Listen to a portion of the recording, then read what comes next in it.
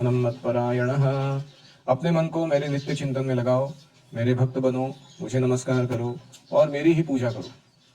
इस प्रकार मुझ में पूर्णतया तल्लीन होने पर तुम निश्चित रूप से मुझको प्राप्त होगी।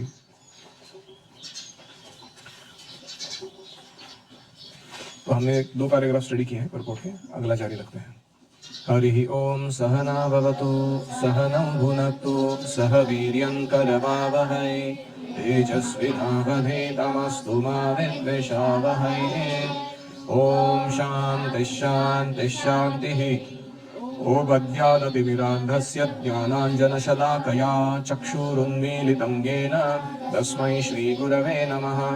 जय श्री कृष्ण चैतन्य प्रभु नित्यानंद श्री अद्वैत गदाधर श्रीवासादि गौर भक्तवृंद। हरे कृष्णा कृष्णा कृष्णा हरे हरे, हरे राम राम राम हरे हरे। तो इस श्लोक में हम देख रहे हैं कि भगवान एक उनकी भक्ति करने के जो सबसे क्रूशल या सबसे महत्वपूर्ण प्रैक्टिसेस व्यवहार है वो बता रहे हैं।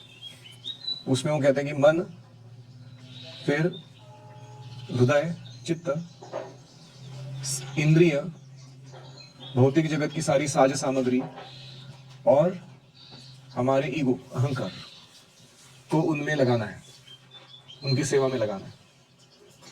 मन मना, फिक्स योर माइंड। मद भक्त, give your heart in love. मद याजी, engage your senses in offering articles, material energy. And माम नमस्कुरु, offer your ego by bowing down. ये करने से माम एव एष्यसि, तुम मुझे प्राप्त करोगे। युक्त्व एवं, इस प्रकार से युक्त होकर, आत्मानं मत्परायणः, अपनी आत्मा को मेरा परायण बनाते हुए। मत्परायण मतलब भगवान के प्रति अनुरक्त होते हुए। तो प्रभुपाद जी लिख रहे हैं तात्पर्य में, मनुष्य को कृष्ण के आदि रूप में मन को स्थिर करना चाहिए। बहुत सारे रूप हैं भगवान के, लेकिन उसमें से भगवान को जो आदि रूप है, गोविंदम आदि पुरुषम तमहम भजामि, उस रूप में भगवान के मन स्थिर करना चाहिए। ऐसा नहीं कि वराह, नरसिंह, राम या अन्य अवतार, विष्णु तत्व, ये वर्शिपेबल नहीं है। लेकिन कृष्ण कह रहे मन मना, फिक्स योर माइंड अपॉन मी। अर्जुन के सामने जो खड़े हो कृष्ण, उसे अपने मन को यहाँ दृढ़ विश्वास करके पूजा करनी चाहिए कि कृष्ण ही परम है। तो हम जब डेटी वर्शिप करते हैं तो सामने कौन खड़े हैं? जो परम सत्य है, सर्व कारण कारण है, जिनसे सब कुछ उद्भूत हुआ है, जन्म आदि अस्य यतः, वो खड़े हैं। इस भाव से उनकी पूजा करनी चाहिए। तो कुछ लोग कहते हैं अरे मंदिर की क्या जरूरत है, उसको अभी धोते हैं पकड़ के। कृष्ण की पूजा के लिए भारत में हजारों मंदिर है जहां पर भक्ति का अभ्यास किया जाता है। जब ऐसा अभ्यास हो रहा है तो मनुष्य को चाहिए कि वो कृष्ण को नमस्कार करे। मतलब भगवान के सामने जब भी जाते हो पूरा दंडवत डालो, उसे अर्च विग्रह के समक्ष नतमस्तक होकर मनसा वाचा कर्मणा हर प्रकार से प्रवृत्त होना चाहिए। तो दंडवत डालने का मतलब क्या है कि मैं अपना कर्मणा मनसा वाचा आपको समर्पित कर रहा हूं। यह दंडवत का भाव है। मेरे मन के विचार, मेरी वाणी का प्रयोग, शब्द और मेरे कार्य, इससे मतलब ऐसा करने से वह कृष्ण भाव में पूर्णतया तल्लीन हो सकेगा।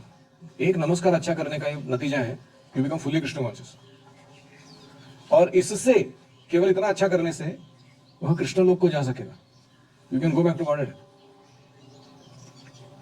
इसलिए डेटी वर्शिप या टेंपल का महत्व है कि लोग जब आते हैं वो समझकर या ना समझते हुए भी दंडवत करते हैं भगवान को, उठकर दर्शन लेते हैं, भगवान को कुछ भेंट चढ़ाते हैं, तो गारंटीड है कि वो कृष्ण लोग जाएंगे। इसलिए व्यक्ति को चाहिए कि कपटी भाष्यकारों के बहकावे में नहीं आए। कपटी भाष्यकार, हिपोक्रिटिकल कमेंटेटर्स भगवद गीता के। हिपोक्रिटिकल क्यों बोल रहे हैं? क्योंकि उनको अपना एजेंडा चलाना है, लेकिन भगवद गीता के थ्रू चलाना है।